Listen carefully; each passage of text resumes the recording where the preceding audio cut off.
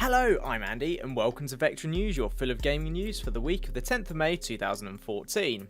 Coming up in this week's episode, a new Unreal Tournament game will be free, development on Towns stops, Zenimax accuses Oculus of theft, and Nintendo plans to develop and release new consoles for emerging markets in 2015.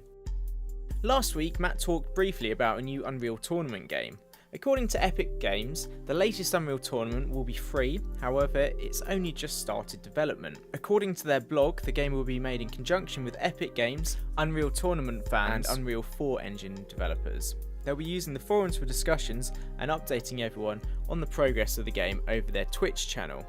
It looks like the business model will be something similar to Dota 2, with their blog saying, "There will eventually be a marketplace where developers, modders, artists, and gamers can give away and sell mods and content. Earnings from the marketplace will be split between the mod/content developer and Epic."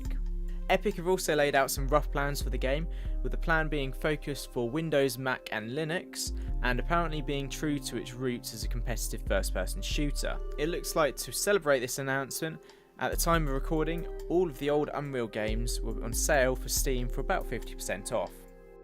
Development for the greenlit game Towns has stopped due to a declining number in sales. It was originally released at the end of 2012 on Steam for Windows, Mac and Linux before Valve started its early access program, and it sold for $14.99 or £9.99, and frequent updates on the game's progress were promised. By the end of July 2013, the developers announced they had sold 200,000 copies with a gross revenue of $200 million. However, back in February this year, Xavi Canal announced that he was burned out and he was stopping progress on the game.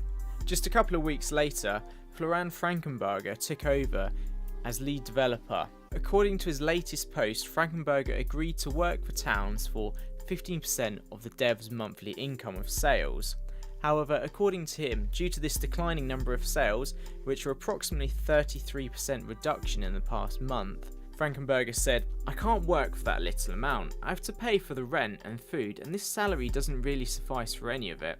I also settled for the 15% of the minimum of X copies, which is already way below my normal salary." He then went on to say that he'd pledged for Towns going open source before coining a possible sequel to Towns called Towns 2, and how many copies that would sell is anyone's guess. Now, I can understand if Frankenberger was living on a massively shoestring budget, he'd have no choice but to quit, and he might have been under the perception that he'd be getting a lot more cash. However, this does just flag up to everyone that buying into these early access games doesn't mean that you're going to get a full game, and stuff can go wrong all of the time. You're buying into something that could quite easily disappear tomorrow. If you take DayZ for instance, that's sold 2 million copies since its early access launch, and while looking in Steam, it's still on their top sellers list, even after Dean Hall, the game's lead, announced that he was leaving Bohemia at the end of this year. Now, I'm not saying that they're all going to go under, but when we're at an age where there's so much to choose from with finished games that are so good, why are we rolling the dice with all of our cash and just buying all of these unfinished products? If you want it, just wait until the end, and then at least you can see if your money's going to be well spent instead of just being spent on a game that will never come to light. Last week, Zenimax accused John Carmack, who left them to join Oculus VR last year, of pilfering virtual reality tech. When speaking to the Wall Street Journal, Zenimax said that Carmack was involved in the extensive VR research and development. In a statement to Engadget, Zenimax said, "Zenimax's intellectual property rights arise by reason of extensive VR research and development works done over a number of years by John Carmack while a Zenimax employee and others. Zenimax provided necessary VR technology and other valuable assistance to Palmer Luckey and other Oculus employees in 2012 and 2013 to make the Oculus Rift a viable VR product, superior to other VR market offerings. The proprietary technology and know-how Mr. Carmack developed when he was a Zenimax employee and used by Oculus are ownership of Zenimax, well before the Facebook transaction was announced. Mr. Lackery acknowledged in writing Zenimax's legal ownership of this intellectual property. It was further agreed that Mr. Lackery would not disclose this technology to third persons without approval. Oculus has used and exploited Zenimax's technology and intellectual property without authorization, compensation or credit to Zenimax. Zenimax and Oculus previously attempted to reach an agreement whereby Zenimax would be compensated for its intellectual property through equity ownership in Oculus, but were unable to reach a satisfactory resolution. Zenimax believes it's necessary to address these matters now and will take the necessary action to protect its interests. Oculus responded with a somewhat shorter statement. It's unfortunate, but when there are these types of transaction, people come out of the woodwork with ridiculous and absurd claims. We intend to vigorously defend Oculus and its investors to its fullest extent. This week, Oculus also wrote an email to the media saying it was disappointed but not surprised by Zenimax's actions, and it outlined these 7 points. There is not a line of Zenimax's code or any of its technology in any Oculus products. John Carmack did not take any intellectual property from Zenimax.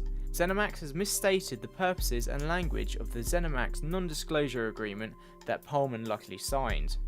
A key reason that John permanently left Zenimax in August of 2013 was that Zenimax prevented John from working on VR and stopped investing in VR games across the company.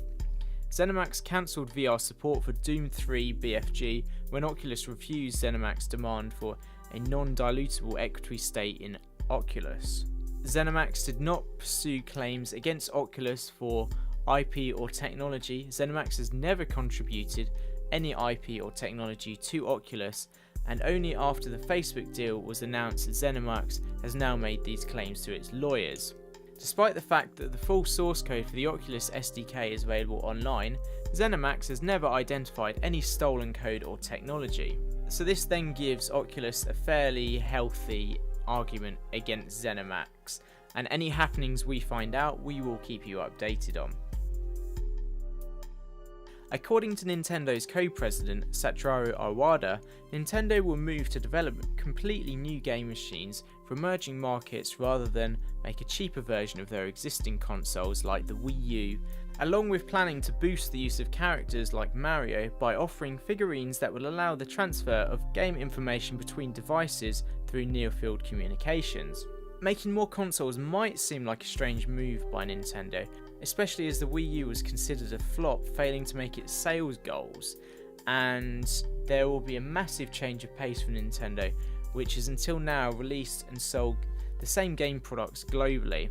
However, with China's recent lift of its 13-year ban to console sales, it's been estimated by PricewaterhouseCoopers LLP that China's video game industry will generate approximately $10 billion worth of sales in the next year alone. Even with Nintendo's net loss of 33.4 billion yen or $325 million, Iowa has ruled out the smartphone market, saying in a recent interview with Boomerang, the smartphone market is probably more competitive for the console business. We have had a console business for 30 years and I don't think we can just transfer over to a smartphone model. I guess the real question here is, will consistent remakes and sequels to current IPs help boost Nintendo's sales? I'm not entirely sure that it will. However, with this, they have forecast that Wii U sales will recover to 3.6 million units in this fiscal year, with 20 million software sales as well. The forecast also shows a net income of 20 billion yen in the current year, so things may be looking up for Nintendo. However, there is still a chance they could go the way of Sega.